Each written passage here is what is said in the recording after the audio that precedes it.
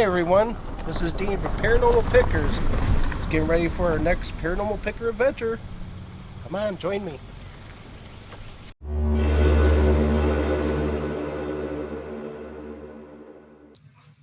Good evening, everyone, and welcome to another special edition of Paranormal Pickers, Season 3, Episode 6. Again, we have our guest host, Samantha Hochmann. Hi, thank you again for having me. Oh, no problem. You are the executive director and CEO, right? CEO Technically, I guess. Yeah. at Tinker Swiss Cottage Museum and Gardens, as you can see from the banner below.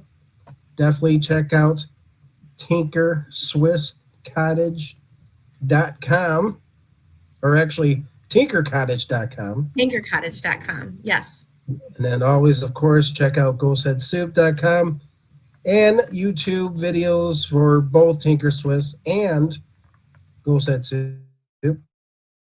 We have still work on the latest version of the story is called Odd Cargo. So I downloaded 2 versions. I'm not real happy with the video right now. I got to find some other footage and see if it works out. So we'll go from there. And I know Sam has been asked by George to read one of his stories, so can't wait to see how that turns out. So welcome again, Samantha, to another week of Paranormal Pickers. Yeah, thank you. I'm excited to be back. Well, you should be. I always have a great time hanging out with you. Right? So you can tell the folks again, and some of the newer folks that may be just joining us, a little bit about yourself. Sure. So I am the executive director at Tinker Swiss Cottage Museum. It's a Victorian house museum in Rockford, Illinois. We talk about the Tinker family. We have over 10,000 pieces from this one group of people. So 98% of what you see as you go through the house is from the Tinker family. Yeah, it's amazing. You will not be disappointed at this location, and people return. You have probably a lot of turnaround, like a lot of return visitors come in because there's different displays throughout the year, right? Yes, we rotate exhibits throughout the year. So every October we stage the house as a Victorian funeral. From November through January, the house is decked out for Christmas time. And then we try to rotate the exhibits in the red and yellow rooms twice a year. So our next upcoming exhibit opens April 25th. It's that Tuesday at the end of April. And we're doing the Traveling Tinkers. So we're going to showcase pieces from the Hawaiian collection, Europe, Southwest US, all sorts of things that the Tinkers picked up on their travels. Now, does he have a suitcase with all the stickers on the side? He does not. We do have a couple of trunks that they would have used for travel, but they're not the what you think of with all the different stickers on there from their different destinations. We do have one of his passports, though. Oh, cool. As you go through some of these older things, and I'm sure there's some new things that you just come across, and you're wearing your white gloves, of course. Of course. Or the nitrile blue gloves. Oh, okay. Is there anything that you sense in an object that says this has energy in it? You know, from time to time, it does kind of feel that way. You know, we talked a little bit last week about those dolls. Mm-hmm. There are a couple of them that you can just feel the energy radiating off of. The photos. A lot of the photos, it feels like they are there looking at you as you're looking at their photo. So it's kind of neat to have, you know, so much, but sometimes like the clothing will give off its own aura, if you will, and it's always interesting when we're setting up exhibits because it's like the Tinkers are like, what are you doing with my stuff now? Like the whole room energy changes? Yeah. That's cool. You and can I know people around watching you. Yeah, that is cool. And I can understand with the dolls, I mean, a little girl would love it almost to death, you know. So that energy would definitely be associated to those type of toys. And we have a few examples. We got some slideshows. We got some objects that we're going to show you. Got a couple clips that I could play for you tonight, and then we'll talk about some of the ins and outs of the Tinker Swiss family, and then also we'll pull up some old newspaper articles, and we'll dip into the journals again, and then we'll tell a couple more stories and some paranormal activity and see where this night takes us, right? Yeah. Sounds like fun. Oh, yeah, because we've been... so us, Ghost Head Soup, we like to experiment on a couple different things. One of the things that we did was a reverse machine, which reverses the language, which I'll get into later. Have an example of that, which kind of freaks me out. So let me see if I can't present my thing here. Hopefully the sound quality stays with us. I know sometimes this gets glitchy, but we can't start the show without wishing Robert and Jesse a happy anniversary, because today happens to be their wedding anniversary, right? Yes, March 14th, 1904. Now, Jessie was the second wife and also the niece of his first wife, correct? She was, yes.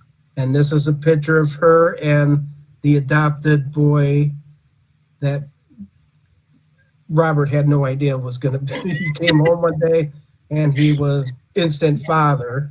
Yeah, she was like, surprise, we have a baby now. So how old would Jessie be here? She's probably about 52-ish in this picture, because Teddy was about 2.5 when this was taken, and she picked him up around when she was roughly 50. Okay. And in 1904, how old was she? About 46. So Okay, he was so adopted in 1908. Okay. All right. So they got married in 1904. 4 years later, they adopt this boy, and that's Jesse there. And now, because it was a marriage of convenience, because of the fact that they were living together, and I had asked you behind the scenes last week, did they ever consummate the marriage? They did. They had a real legitimate marriage.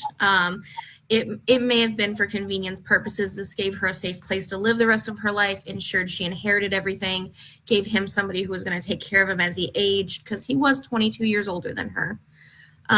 But they already had a family love between them. You know, they did have a legitimate marriage, but she did also still keep her separate bedroom. So as did Mary. As did Mary. So, Yeah. you know.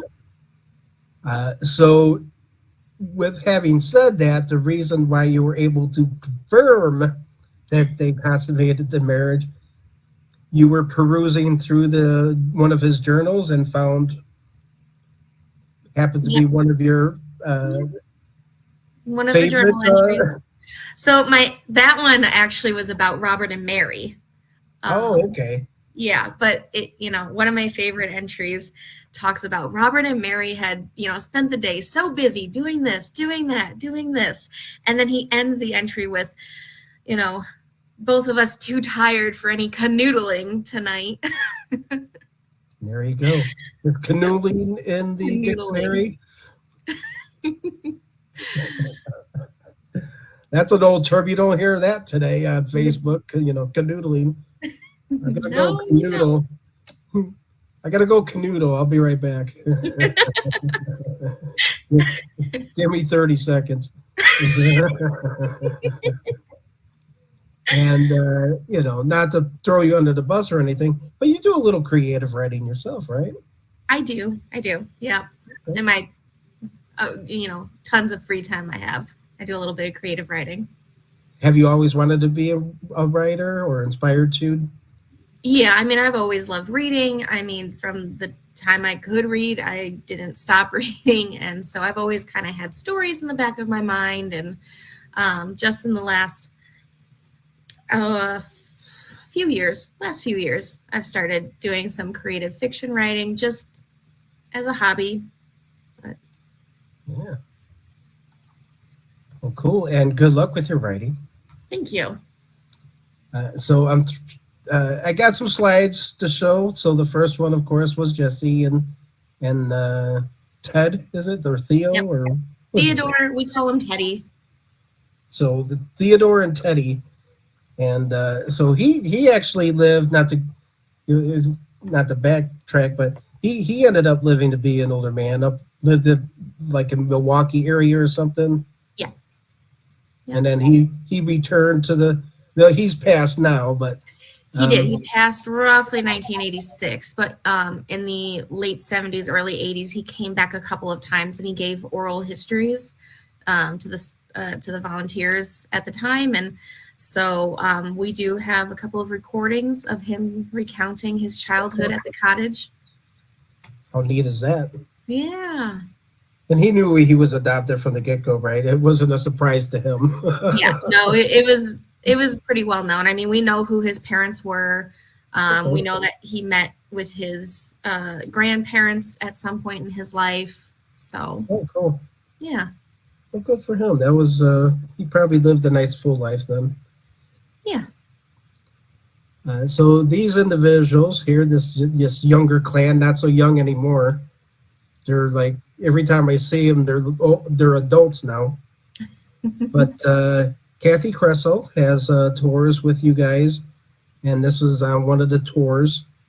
Now tonight we're going to focus on the ground level of the mansion, and one of the areas is the kitchen, the workers' kitchen, I guess. What do you call kitchen. it? What's that? Cooking kitchen. The cooking kitchen. So Mark was down there and so each group would go to different stations. So they were downstairs, and Mark was covering the kitchen down there. And these kids heard a voice, and they actually recorded it. And we were already in the process. Ghost Head Soup was already in the process of debating the fact that EVP is even a term that to be used. We were calling it voice capturing, because right now you still have the disembodied voice, you have the EVP terminology, but we discovered that children are hearing what the EVP is saying in real time. So to them it's a disembodied voice, but to us it's an EVP. So therefore we just scratch the term EVP. It just doesn't really exist, because if there's a voice, there's a voice. Nonetheless, there's no phenomena there. There's just a spirit voice. So, and this is one of the examples that we use, is because these kids heard this voice as loud as day, and it was captured on audio. So I'm going to play the full version here. Hopefully you can all hear it. Oh, wow. Oh, that's not it.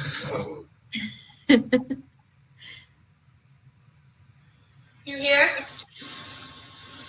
My sister's played with a lot of kids like you. She's like good with kids your age. If you want to come play with my hair, it's okay. What was that? Did anyone hear that? I heard that. What'd you It hear? sounded like It was get like out yeah. Like a what? now. Yeah. It sounded Oh my like gosh. get out now. Oh my And it would gosh. yelled, whisper yell. Yeah. That was creepy. What? Oh my god. Wow, that was really creepy. Hopefully. Did you hear that? That was loud. So right before she says you can play with my hair or something, you hear that get out. I don't know if it came across, if you were able to hear it. I could hear it. You here? My sister's played with a lot of kids like you. She's like good with kids your age. If you want to come play with my hair, it's okay. What was that? Did anyone hear that? I heard that. What'd you It hear? sounded like It was get like out. yeah. So you could hear that these kids heard it, And then Mark is like, well, maybe we'll capture it. Maybe it got caught on the video or the audio. And it turned out that it was. So here we have somebody in the kitchen, a worker, telling whoever to get out now. Now, in your experience there, who do you think this person is that's telling us to get out of their space? Well, it very well could be one of the maids. We have a couple of them who have hung around the property. And I know there's one in particular who's constantly frustrated because she's just trying to get things done. She's trying to get dinner on the table. She's trying to clean up dishes. She's doing whatever she's doing. And all of us are just in her way. And that sounds like that could be that might be the leading candidate. that's my assumption. Because the Tinkers, as long as you're very respectful to them, most of the time they're like, stay and chit chat. But the maids are like, we are busy. Go on, do your thing somewhere else. Has anybody broke it to them that they don't have to prepare or clean up anymore? I always joke. That if I came back, as a ghost, I wouldn't want to be working all the time. I'm not going to come back to work. And then like a couple of times I've gotten responses like either with dowsing rods or with a ghost box. They're like, no, you're wrong. You're coming back to work. I'm like, Isn't that funny?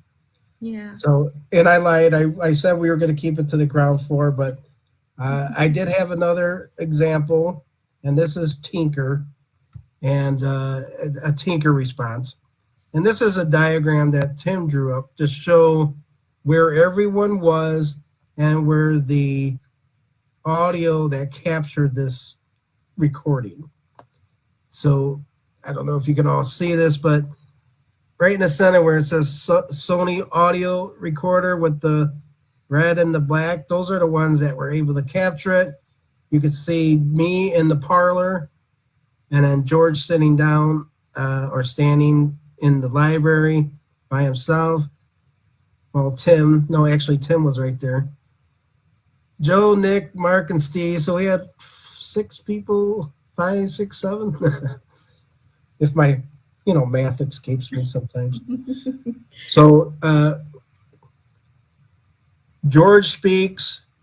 I'm further away, so you'll hear me saying, come down in the parlor. We're waiting for you down here. And then I soft spoke and said, well, it might take Robert a little bit of time because he's missing a foot. Or he's got one left foot or missing a foot, something like that. And then you'll hear this response at the end of this.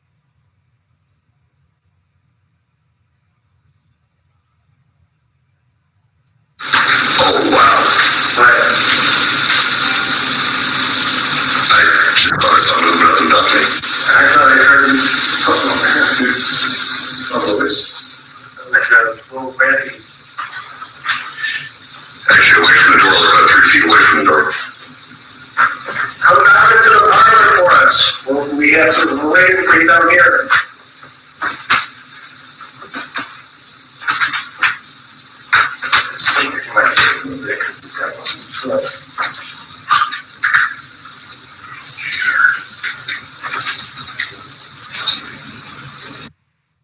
So at the end, you hear a whisper. I don't know if you were able to hear that on your side there. And I'm watching video from Tinker Swiss. Some of those Steve tours, I hear him talking about this clip. So, and it's been doing pretty good on our YouTube. We got a lot of views from that one. So thank you, Robert, wherever you are. And then here it is, kind of right just by itself.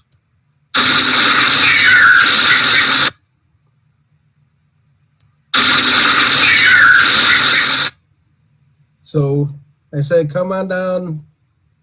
It might take him a while. And to me, it sounds like I'm here, or even creepier, come here. But anyway, I'm here.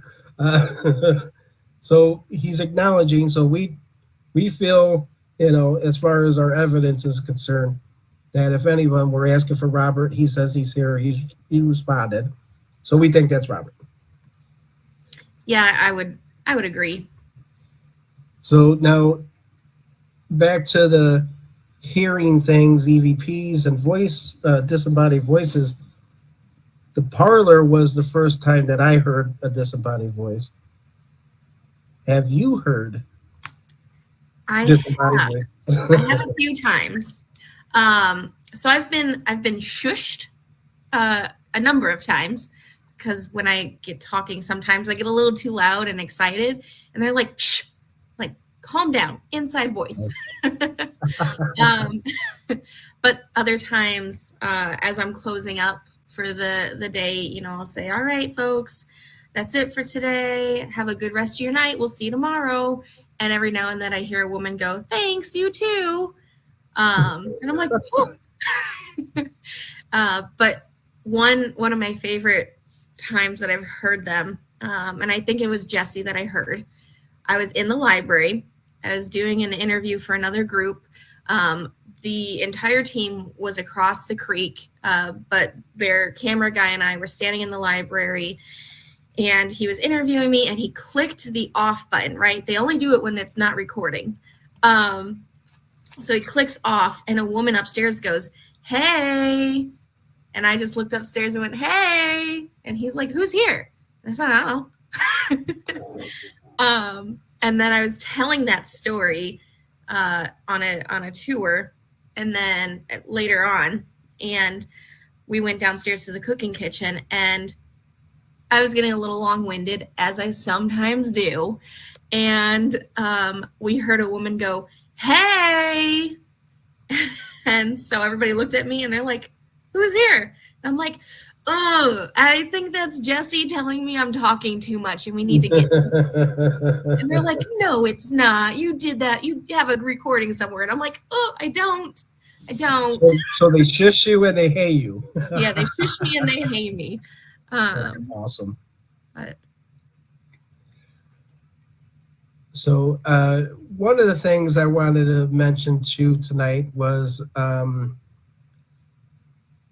I wanted to talk just briefly about how our paranormal minds work, or actually our brains work, and some of what can be perceived and other things, and just in nature. So just real quick, there's the left brain and the right brain people. So, the theory is that people are either left brain or right brain, meaning that one side of the brain is dominant than the other one. If you're like analytical or logical in thinking, that's the left brain. If you tend to be more creative or artistic, then that shows that you're right brained.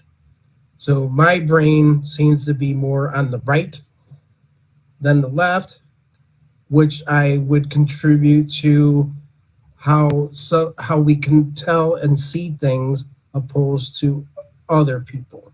I think that has a building of nice kitty. I think that has a good, solid platform of what we have to take away when we review evidence. And it just so happens that the mirrors are another thing that transpires. Like, people think that mirrors are a portal. Like you said yourself earlier, for October, for funerals, you have to cover the mirrors because about 3 days into the death, those souls can get lost in a mirror or stuck in a mirror. Also, there's a lot of different things about mirrors, and you could, if a deceased loved one gets in the mirror, then you can be able to see them through the mirror. So just so happens that you do have quite a few mirrors, and some elegant mirrors in this thing. So this is the one in this building, I should say, in the museum. So this is one of them. This is the one that is above the fireplace. In the library. Now, the library, I'm sorry, above the fireplace in the library. And is this one of those special gold dusted type of things? not this one. No. So, have you yourself seen anything in the mirrors in the Tinker Swiss? I have actually not long ago. There's another Okay. team. You're actually pretty familiar with them. Midwest Ghost Investigators. Sarah and Nino were by the cottage. We were doing a session, and we're all sitting in the parlor, and it was Nina was sitting in front of the mirror, Sarah was sitting in between us, and I was sitting looking into the library. But I could see the mirror out of the corner of my eye. Which mirror? The diamond dusted one in the parlor. Okay. And so, oh no. I'm sure I got it here. Yeah, that one, this one. So Nino was sitting directly in front of it. His back was to it. Sarah was next to him, kind of in front of where those chairs are there. And then I was on the other side looking into the library.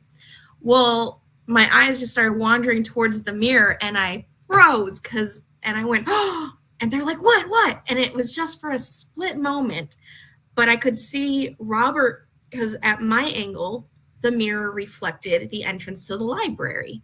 And he was just standing leaning against the wall, arms crossed, Wow. He put one hand in a pocket. And I was like, oh, this is crazy. And I said, he looks so young. And they're like, oh, I can't believe I missed it. And I said, he looked like he was really, and before I got to say the word through the ghost box, it said boring. Now that's funny. Yeah. That's funny. It said boring. Yep. So- As I was about to say, he looked bored. Oh But- my God, that's funny. So, Because I got the last slideshow for tonight is going to validate that. oh, okay. All right. So here's the library mirror. So, and then we got the one in his bedroom. That's kind of like on an angle a little bit. Anything? It's a tilted mirror, so you can yeah. tilt it. Yeah. And I love this picture here. I mean, the window. I mean, look at this room. I mean, gorgeous. If I had this room, I mean, the windows are kind of small. you know, you can't walk out on the balcony because you got to be at least 2.5, 3 feet to get out there. But this place is amazing, and you can see the library or a reflection of in the mirror. So this is Robert's master bedroom, or Robert and Mary's room. Mm-hmm. And then Mary had another room on the other side. Mary had a little lamb. I'm just kidding. All right. So then this is the gold dusted, you said. Diamond dusted. Diamond dusted mirror. So what's a diamond dusted mirror for? So they used to make mirrors out of lead, right? Which is where you see all those lead lines in old-fashioned mirrors, or they get really cloudy. But instead of it being lead-based, they put diamond dust into it. Whereas we have another one that is a gold-dusted mirror. And so, and again, instead of the lead base, it's gold dust. And so when you get close to it and you look at it at an angle, you see all this like shimmer, as if somebody just dumped a bunch of glitter into it. Oh, wow. And is it like a thicker glass then? Or? No, I think it is. I'm not 100% positive on that, but it does seem to have lasted a whole lot longer than our lead-based mirrors. Wow. And look at it. It's pretty ornate. So you saw Robert in that. That's interesting. It was wild. Now this is the one that's in the hallway. Mm-hmm. And this one is also diamond dusted or gold dusted? I believe this one is also diamond dusted. Okay. So, well, there's Mary's This is mirror. an example of a lead-based mirror where you can see that discoloration and the Mhm. cloudiness that has started in it. So that kind of shows you the difference there. Now, I believe this is Mary's or Jesse's. This is in Mary's room. Okay. Mm-hmm. This one's in Jesse's room. Needs a little dusting. This was from years ago, folks. Yeah, it's still in Jesse's room, but it's in a different location than that. And it's just a regular mirror, nothing. Yeah, just a regular mirror. Okay. So those are, am I missing a mirror? You're missing the gold dusted one from the sitting room. Oh, okay, I am missing that one. There's also another one that I like to point out when we're on paranormal tours. It's up in the master bedroom, but it's that small oval one that's over where the chamber Yes. pot is set.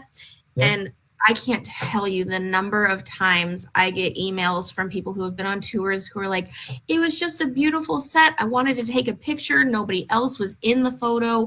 And yet look what I caught. And you can see what looks like Robert or Mary's face so clearly looking back at you. I do have a picture of that, and I thought I had it on here already, but I actually took a picture of George reflection in it. So there was a night that we brought in what we called the new machine. So the new machine is 2 microphones, some guitar pedals, something that George put together based off of our findings and research with the reverse speak technology. So when you say something forwards, it says something backwards. And in our line of work, we have to, question everything. And those voice captures that you get on audio, if you can't make it out, reverse it, and you may hear the answer. We don't know if there's a hierarchy on the other side. Maybe the folks that aren't on the hierarchy up above, they can speak forward. Maybe the people below them can't speak forward. We don't know, but I've had responses forward, and I've had answers in reverse, and you can hear the reply in reverse. So I'm a madman, and I reverse everything that I hear. But this is an example of the reverse machine that I'm going to play for you, and it's actually George saying something, and his statement is in reverse. Now back to the left brain, right brain. My right brain didn't absorb it right away. I thought George was talking, and I thought George spoke each sentence alone. I didn't realize that it was reverse, where like a Nick, Tim, or who else was in the room heard it right away and said, they were calling it out, and I still didn't listen to them. So when I caught up to what they were hearing, then I was like a little kid going, oh my God, check it out, so you're going to hear me get excited, like, I discovered the world, So I'll play a little bit of that. This is not a dream. Let me start over, because it starts real quick. This is not a dream. This is not a dream. But you hear that mirrors are not existent.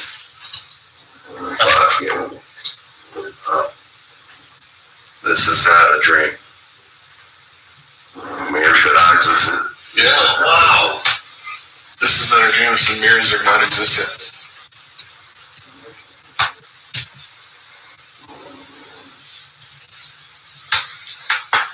You need to tell us to get out. Why? Thank you so much for me. Yeah. Wait a second. If you said something forward and it came reverse, mirrors are not existent. Yeah, say this is not a dream again, George. I'm sorry? Can you say this is not a dream again? Sure. This is not a dream. Not existent. Wow, dude. This is not a dream. Mirrors are not existent.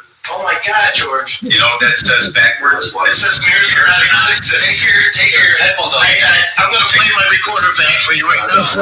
Ghosts don't have glass. Say this is not a dream. Say it. This is not a dream. Mirrors are not existent. Mirrors are not existent. It was as clear as fucking day. I actually said it. This is not a dream. Mirrors are not existent. Oh man, that's freaky, dude. Where do I have to know about ghosts not having glass? They don't have glass. CBGBs, huh? I thought you're Mirrors do not exist. This is not a dream. This is not a dream. This is not a dream, guys. It's fun. Mirrors, you know, it's Missouri. Do it again. This is not a mirror does. This is not a dream. This is not a dream. Mirrors do not exist. This is not Missouri. Mirrors don't exist. Mirrors don't exist. See, this is a dream. This is a dream. Mirrors exist. Mirrors exist. Oh, shit! So you're saying if there are mirrors, or is it mirrors? And it goes on with more fun, but yeah. So yeah, Huh, so that's interesting. yeah, so you see where I thought, like, I thought he said that. And everyone else is like, no, it's reverse. And I'm like this. Wait a second, what? I'm so right brained I didn't even but yeah, it was like him talking, and then it goes on like every time he asked a question, it was like in a reverse type of setting. So one of the things that I captured outside of the Tinker, where I didn't understand what it was my truck died in the cemetery, that story, where I heard reckless spirituals are funny is when I reversed it. So it said internally tang or something like that. But actually, when we played it in Tinker Swiss Cottage through your PA system, we were able to determine what it said forward, and it says I was at the cemetery at the same time. And that reverse says reckless spirituals are funny. So there's a reverse language out there. So yeah, mirrors, dreams are not real. Mirrors are not existent. So that was the Kind of an unnerving thought, isn't it? yeah, right. And go back to the whole mirror thing. And if you notice, George had asked a question saying ghosts don't have glass on their side, so they can come through mirrors. And I guess if you look at any magician today, they haven't walked through mirrors and stuff like that. But you know, it's an illusion. Sure. But yeah, so it was an interesting experiment, to say the least. And so what happens with the reverse machine or the new machine is we have a George is speaking through a microphone. His question goes through a speaker, and it reverses the question. So the ghosts are now hearing it normal and in reverse. And then we have another microphone where the ghost can speak into, and this works the same way. So if the ghosts speak in reverse, we'll hear it real time on our end. And George is wearing headphones. So the technology is out there already that is reversing those already. So Sure. Did we get credit for it, Sam? Oh, of course not. Of course not. Somebody probably came to your lecture, heard the idea, and there it is. Exactly. And that brought up like a lot of the mosquito tones back to the voice capturing and EVPs, is that children can hear it, but older adults can't. So in our presentations, we always demonstrated mosquito tones, where the youngest kid in the room is going to raise their hand to hear it, so they have the sharpest ears. So that's a good way of having a paranormal group out there, is you got to have someone of all age groups, you know. Send a 10-year-old kid in there, see what he can hear. Not traumatizing whatsoever. Oh, yeah, no. I mean, they're out there. I mean, you see it in your tours that you give. There's a lot of kids that come in here. Oh, And they're awesome. all the They're time. awesome. They're very, you know, I love going to the tours there because there's always at least one kid, and their parents help them along and talk, and you know, the kids seem more adult than the parents sometimes. Yeah, you know, Which is good to it's, see. It's a It's good funny. feeling. It's funny when the kids come in and they're like, oh yeah, this is, yeah, obviously you don't see this, and the parents are like, oh. But I mean, it's funny because I also every now and then my nephew comes to work with me, right? And we started doing this when he was 3 and he just turned 5, so like he comes through and he knows the rules, he knows how to open the house, he could probably tell you half the tour. Wow. But when he was like just before he turned 4, we were walking through, I was opening up the house, and he stopped in the sitting room and he's like, who lives here? And I'm like, well, nobody lives here, buddy. Remember, they used to live here a long time ago, but then they died, and that's that. And he's like, no, who lives here? I'm like, so I started naming off names, and he stopped and he goes, oh, Marshall lives here.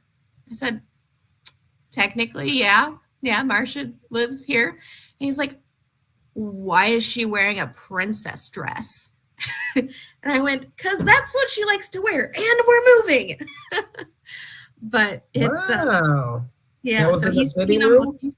It was in the sitting room. Yeah, he's seen them a few different times. He got signed up for our summer camp this last year, and he scared the whole group of kids. There was we heard the conservatory door slam shut. Stephanie and I had the kids in the dining room. Right next to the dining room is the serving kitchen. There's an exit door and the conservatory door. So we heard the conservatory slam shut, and she and I are the only ones with keys. So we're like, what is happening? So we just stepped into the next room real quick, and because we heard the serving kitchen door rattling, and we're like, oh my gosh, somebody's breaking in. And as soon as we stepped in, nobody was there because it's got a glass window. We can see through the door. Nobody was on the other side. The conservatory door was closed. The door we had was still locked. You couldn't get in. And so we looked at each other, and I'm like, we're just going to lie to the kids. It's fine. And she goes, okay, good idea. And so we go back in. Lie to the kids. That's good. Yes, that's what we do usually when the ghosts act up. And so we walk in, and it's like, oh, don't worry, guys. It was the neighborhood kids. They saw us come in earlier and thought they could just come in. And most of the kids went, oh, okay, that makes sense. But not Sebastian. Oh, no. This little 4-year-old goes, what are you talking about? The lady in the white dress just walked that way when you went this way. And I looked at him, and I'm like, shut up, kid. Right? Not that I said that out loud, but I'm like, he's telling stories. He likes to tell stories. It's fine. And he looks at me, and I'm like, later. We'll talk about it later. And he's just like, but it's wild. Sometimes we get kids, and it doesn't faze them. And other times we get kids and it terrifies them. So you never know. Well, Sebastian can see. He can. It's a little unnerving sometimes. Was it Marcia in the white dress again? I guess it was a pink dress, according to him. I've seen her in a green one. Wow. So I don't know. I guess they get a outfit change every now and then. Well, bring him out on the 15th. I'll see what his bedtime's like. That's awesome. Well, that's cool. I didn't hear that story before. So, yeah, that's, if they can hear and they can see, who's to question them, honestly. There's something in my closet. Well, yeah, there probably is now that based off of our, our research here, there might be someone in the closet. So let's see here. So what was this? So Paranormal Pickers, here we go, season 3. Woohoo! October 12th, 2011. I wrote our little website there in the snow on the pathway between in front of the barn there, so people could see it on their way out. Love it. It's great. October, there was that much snow? October 12th, yeah. Ugh. 2011. So this is the front of the Tinker Swiss Cottage, and that was the tree we mentioned before. So that would always be missed because look at how cool that is. Always got the full moon up there. So hopefully the next tree, you said it was a maple? Yes. Autumn Yes. Blaze Maple. So again, for the folks that are just joining us, this cottage was built as a personal residence by Robert Hall Tinker between the years of 1865 and 1870. Do they call it a mountain cottage because it's on that bluff? It wasn't. It was his country cottage Country cottage. in the Okay. city, but country cottage. Yeah. He had 20 acres. And one of the things that he has is oak root furniture, and all the furniture in this place is, I mean, everything in this place is just magnificent. And what are these two? Are these the oak root furniture? This is the rootwood furniture that Robert Tinker created.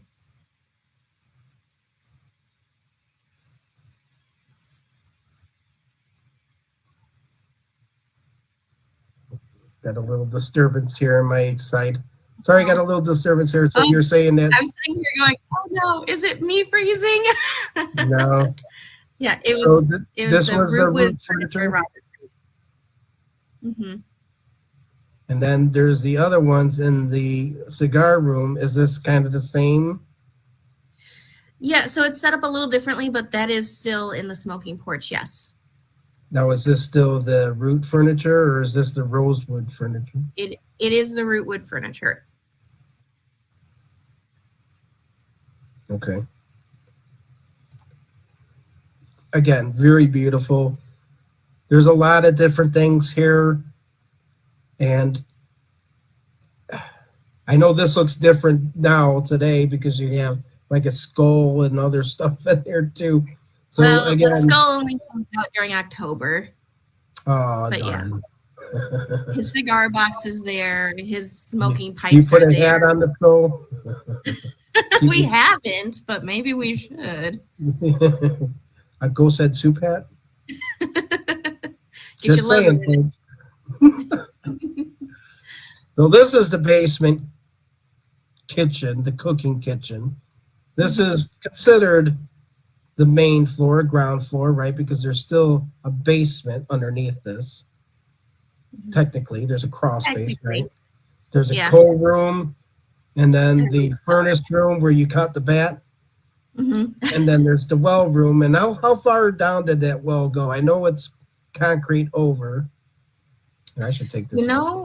I'm not quite sure.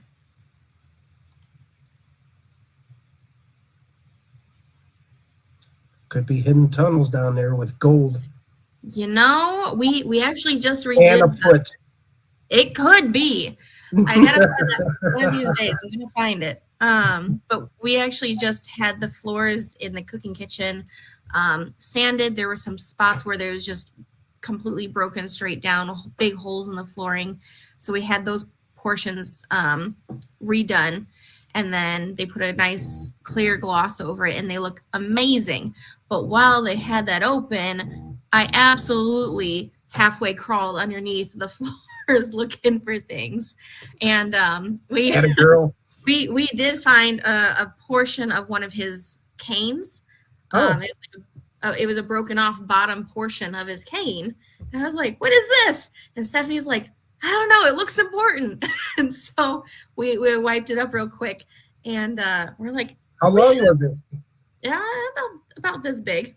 Can I have it for I can put like a quartz on the end, make a little wand.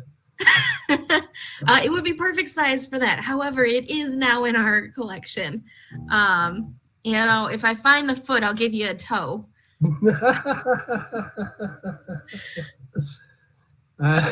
So back to the ground floor level, which is, like I said, aka the basement. So you have the coal room, and I know that early on we've heard whistles and flute noises in there, some of the paranormal stuff that happens. Right outside that far door, you have the suspension bridge, which goes across to where the tracks are. So this door in the picture leads out to the grindstone table. Down the other end of the hallway is the bridge. Yes. Right. So there you have a grindstone table. Was that grindstone used in this building?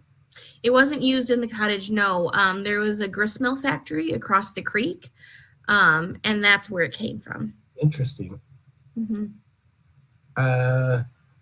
Robert's bedroom, after he lost a foot, is down here now. also with his library, I guess, His office. his office, the old kitchen area. So this is where the kids were, where they got the Get Out Now audio. Laundry room, Mm-hmm. Yep. and then Well, furnace room, low room, and then dry storage. mm-hmm. Okay. Am I missing? Oh, and then there's a closet. So before I even stepped foot in the Tinker Museum way back, is sometimes I kind of like have a meditation and see what pulls into my brain, that right side brain. And I did get a bigger room and then a hallway with a door. And when I first came in there, I felt that the door that is underneath the stairway was the door that I was sensing. And I got a name of Emma, and her arm was there's something wrong with her arm. So, and I know that Sarah had mentioned one night about an Emma or something, and I was asking her questions, and I just can't remember off the top of my head, but that's the impression that I got. And I remember that the ghost hunters had reacted to the door opening, the door that I felt was like I feel there's somebody in that area.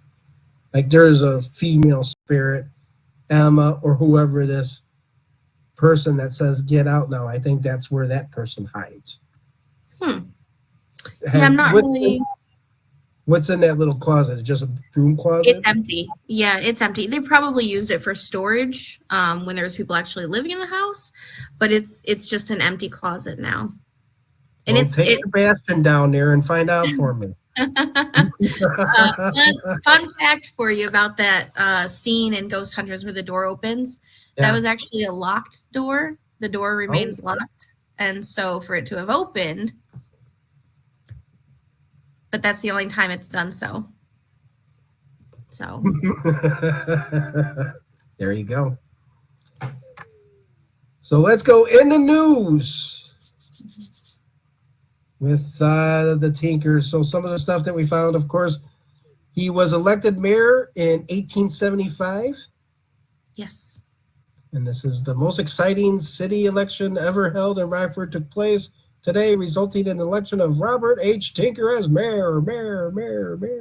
Yay! So he got 1,109 votes to some, well, it was kind of close, 967. A couple hundred.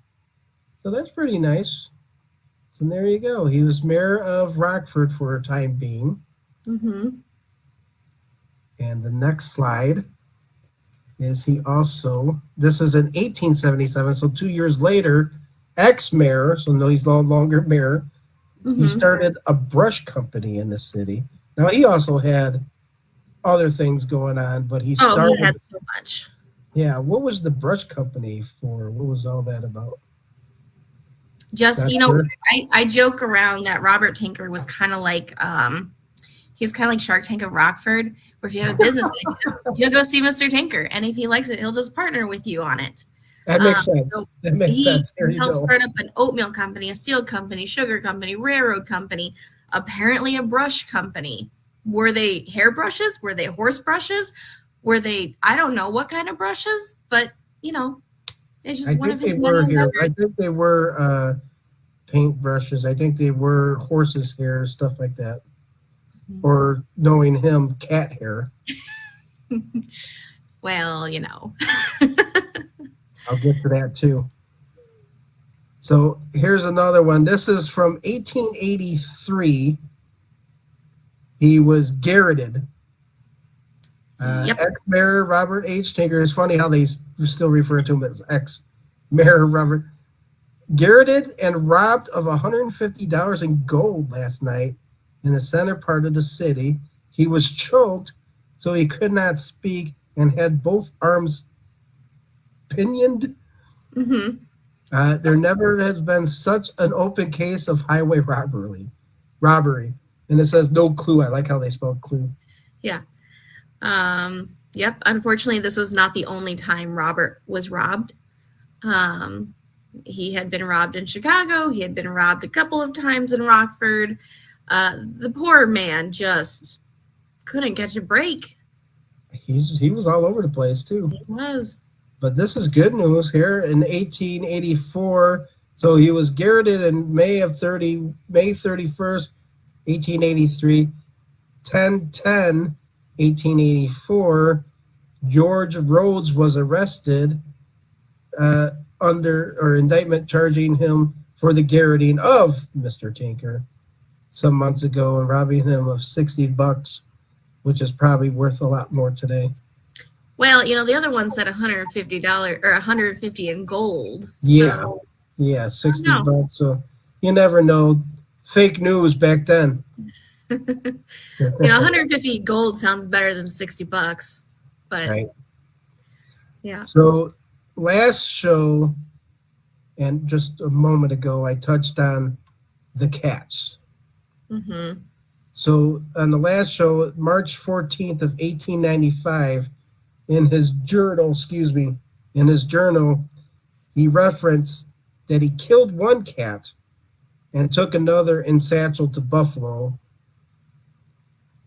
Now, I'm feeling I understand why he's killing cats now. Oh, do you? It's called revenge.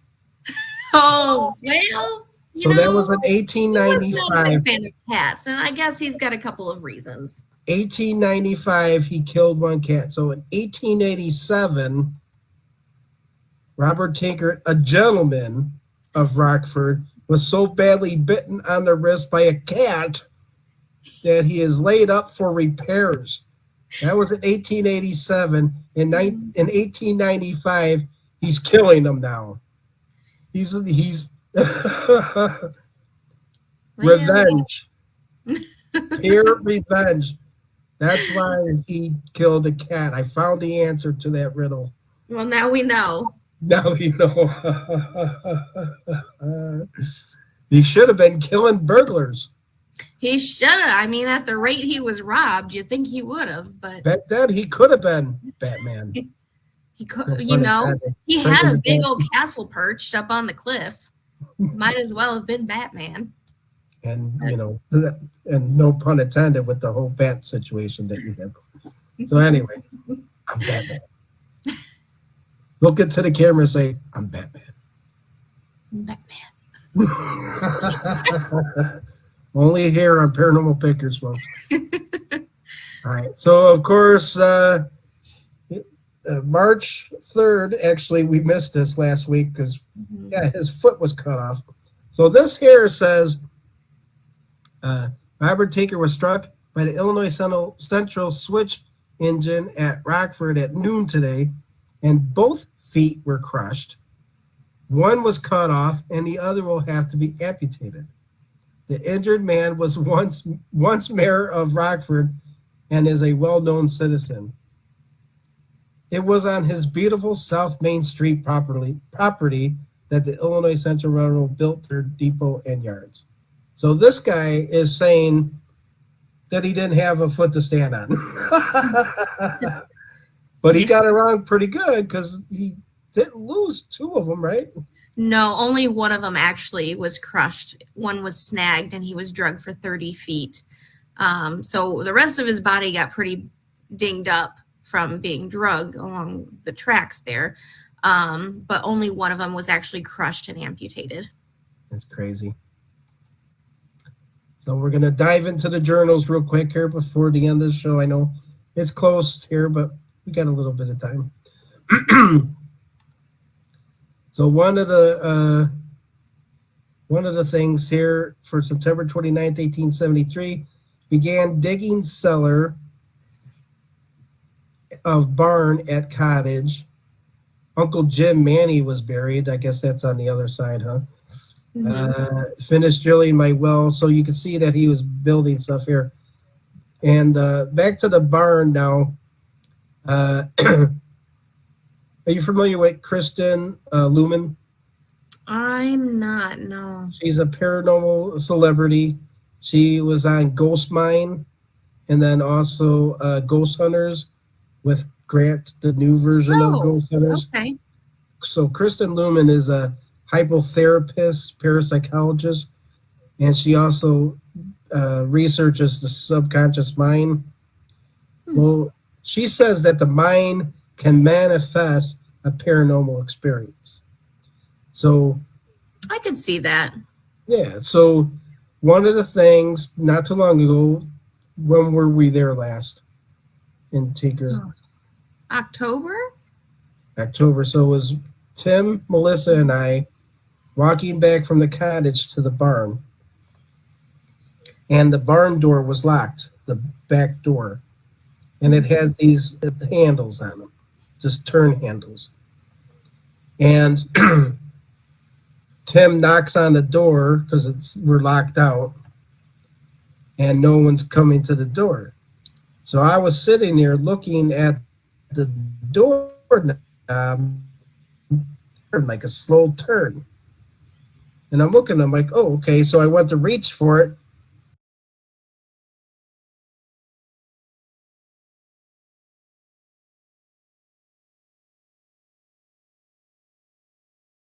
And helped them turn it so we can get in. And it was locked again. I'm like, well, what's going on here?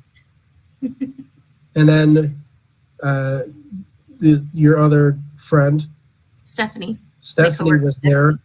She opens up the door and she says, oh, I'm sorry, guys. I was in the washroom.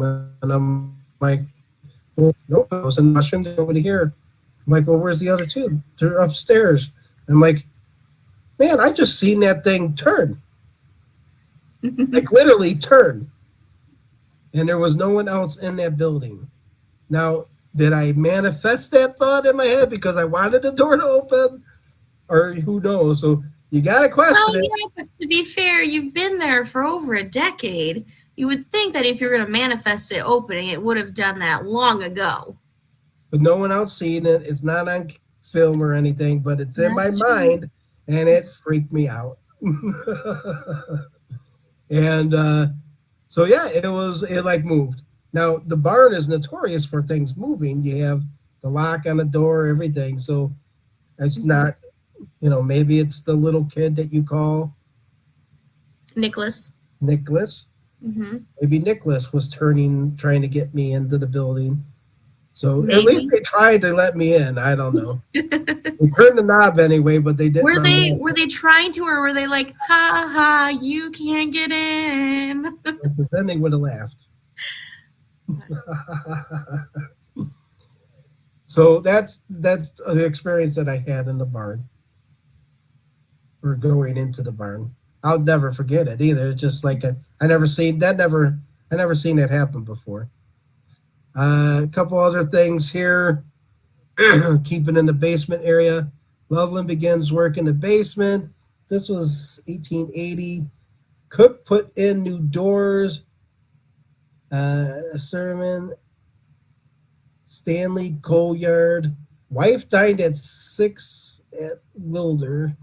What else here? Putting in house coal bin. Holds 9 tons. That was in 1897. The hibiscus was in bloom. There you go. That's important. Had a 3 or 4 day for nearly 2 months.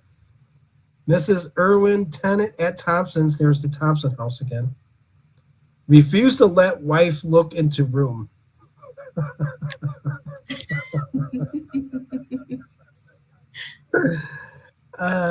That's great. What else do we got here? So I wanted to point out too is that we have a Redmond, Mary Redmond, and now I believe her husband was Jim Redmond, who worked on the property and was stabbed and killed. I'll bring that story up on a later episode. But it's funny how you have Laura Redmond, and then you have Thompson. Yeah.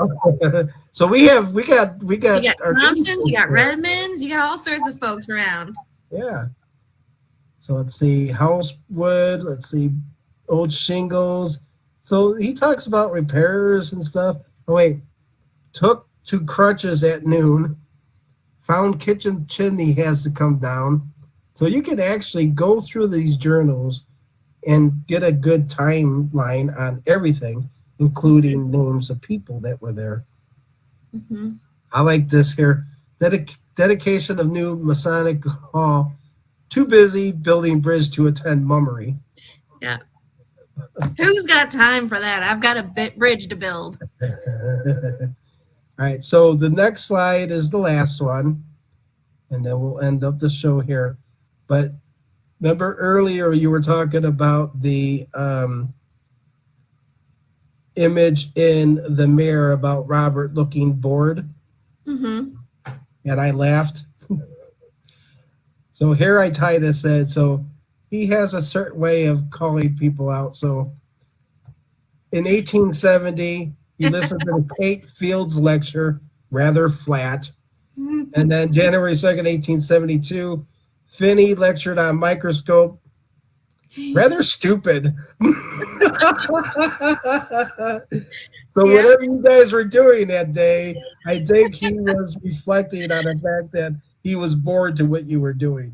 Apparently, So we weren't as entertaining as you guys were. You got to spruce it up a little bit. You got to have a reverse machine. Yeah, we gotta. I'll have to tell Nino he's got to get to work. Get some laser light shows, maybe a bubble machine in there, Have a Spruce whole it up, wave will going ya? on, the blue glow sticks. Entertain these ghosts, Sam. We asked them to do tricks. We got to do tricks sometimes too. Apparently. So again, happy anniversary to Robert Happy and anniversary. Jesse. And yeah, a lot. This guy is a character. You can't help but read his journals, from forward to backwards and in reverse, as we say in the Gofetsu plan. And do you have? I know we were going to touch on a couple of news stories. Yeah, just touch on the two. I know those are two of your favorites. They are. So Robert was very well known in the community for being a bit of a jokester. He was a very good businessman, but he also enjoyed a good laugh. So one of my all-time favorite newspaper articles I've ever read. And Tim found this one. Yeah, they go along with the Tinker Cottage. So it said, this gentleman was walking down the lane when suddenly an apparition in a flowing white sheet emerged from around the cottage and began pursuing the gentleman down the lane. Fearful for his life, the man pulls out his pistol and fires a warning shot at the ghost, who turned around to show his humanly legs as he ran back towards the cottage, never to be seen again. And my question, every investigation for 5 years straight was, Robert, was that you? Was that Teddy? Was that one of the workers? Who did this? And so finally, I got a response through the ghost box. And he said, yeah, I did that. Nice. So I was like, all right. But he was well known for being a jokester. But occasionally, fortunately, he could take a joke as well as he could dish a joke. So another one that I loved, it was Robert and his wife, Mary, her sister, Hannah, and then Mary and Hannah's nieces, Marcia and Jessie. They would travel together. They were one little happy family, right? They would go to Chicago together, Madison together, wherever. And so on one trip up to Wisconsin, and I can't remember if it was Madison or Milwaukee, but anyways, so he's up with the ladies. They're out at a restaurant in the hotel. And they're having dinner. And all of a sudden, yeah, I know Bobby Doug's like, all right, it's time to pet me. And so all of a sudden, this waiter gets stopped by another gentleman in the room who's familiar with the Tinker family. And he thought it would be funny to pull a prank on Robert. Well, at this point in the 1800s, Mormons are heavily looked down upon. They are not treated with kindness. And so this gentleman thought it would be funny to tell the waiter, you see that man over there with those 4 women? Those are all his wives. They're Mormons, and they live in Rockford. And the waiter's like, they what? And so the waiter rushes back to the kitchen, and he tells all of his all of his workmates, right? He's like, there's a Mormon here with his wives, and they're just sitting out in the open. And so the waitstaff, one by one, all come out to like get a peek at the Mormons. And there happened to be a gentleman who was a newspaper journalist, and that's how the story comes about, right? Oh my gosh. He overhears this, and he's like, I've never met a Mormon before, you know, because they all would get chased out of towns and things, and they weren't treated well. And so he's like, I got to get the scoop on this, right? And so he heads over there after he sees, you know, everybody's kind of like watching them. And, you know, Robert's oblivious. He's like, you know, having a nice dinner with my family, all my girls. And the journalist comes up. He's like, Mr. Tinker, I've heard so much about you. I would love a chance to interview you if you have a moment after dinner. And he's like, of course, I'll meet you down in the lobby and we'll have some cigars and we'll just relax and chit chat. And so the ladies go wherever they go. And Robert meets with this journalist. And in his mind, he's thinking he's being interviewed about his many business ventures and being, you know, one of the founding guys of Rockford pretty much. And so, and the questions start off, you know, fairly well, so what are you up to now that, you know, what kind of business are you in? You know, the people of Rockford are really treating you kindly, huh? Oh, yeah, people in Rockford are wonderful. Love the city, best place in the world. And he's like, really? They don't treat you any differently, huh? And he's like, no, I've been there most of my life. You know, I love this city. He's like, this is amazing. I mean, and so he's like, all these questions, and they start to get more and more suspicious. And Robert's like, huh. And he's trying to answer the questions, but he's a little confused about some of them. And eventually it gets to the point where he's like, you know, it's just been an honor. You know, are you a brother Tinker? Are you elder Tinker? And he's like, what? And he's like, you know, with you being a Mormon and all. And he's like, a Mormon? So he's just shocked and amazed. And he's like, who told you I was a Mormon? He's like, weren't all those your wives? And he's like, no, of course not. Only one of them's my wife. Okay, later on, another one does become his wife, but yeah, know this yet.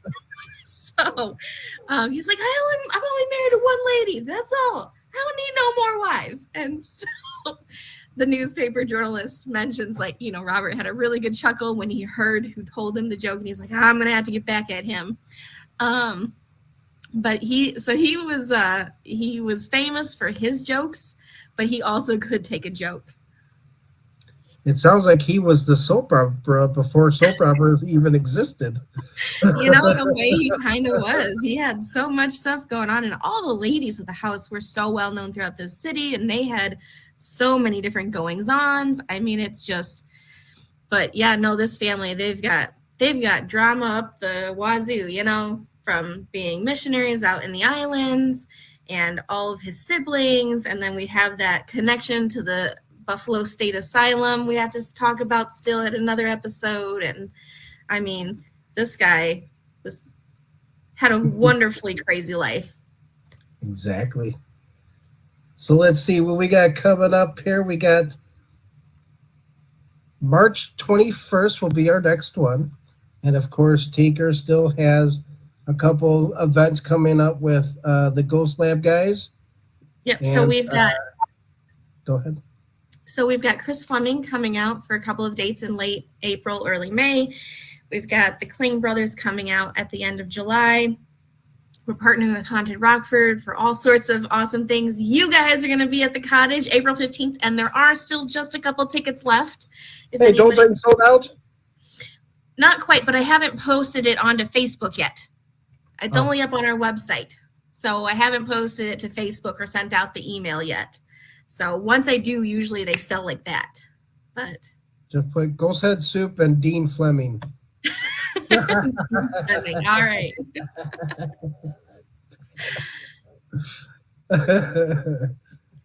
Yeah, that's gonna be fun. So yeah, it's a public investigation, and I think we bring some noisemakers, man. I think we entertain these folks. Get some of those that spin around and some of those. You can't have bored Robert at this party. No. We need live action Robert. So looking forward to that. And then coming up. Like I said, like Samantha said, April 15th in Tinker. April 22nd is the Spirits in the Spring up in Broadhead Manor. I'll be talking about a local bed and breakfast up there. Also on April 1st, we're going to go back to that bed and breakfast and do a little birthday party for Freddie Trexel, who we got some cool evidence for. Cool cat. He was a pianist from way back, and he lived in the house there, and his ghost responses are piano. I was going to say, and that's the one where there is no piano in the house, right? But they still get No, piano it's all music. ghost box. Yeah, it's cool. That's on my list to get up there one of these days. Yep. So definitely Spirits in the Spring. Look for that at the Shadow Hour, not Shadow Hour, Shadow Hunters and Events. They do that. Look, I'm promoting other people's events. Yeah, it's fun. Friends, you can see on tinkerswiss.com, YouTube, everything. Go out there. You know the routine. So, again, thank you, Samantha, for a lovely evening. Thank you, Bobby, Well, Doug. thank you, Dean. Meow. The cat in the back. And then so next Tuesday, we'll do this again and share some more exciting stuff that happens. Actually, the 21st will, there's, what do I got lined up here? Death Becomes the Place. Ooh. So today was in the news. Next week will be Becomes the Place. We'll talk about all the dead. I'm excited already. There we go. Can't wait. Stay tuned, folks. Good night, everyone. Good night.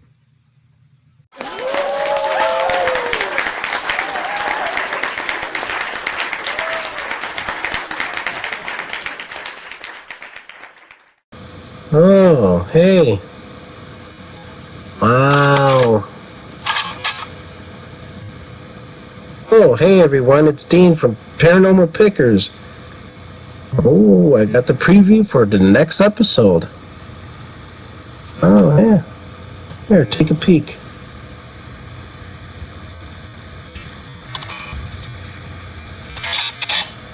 Oh.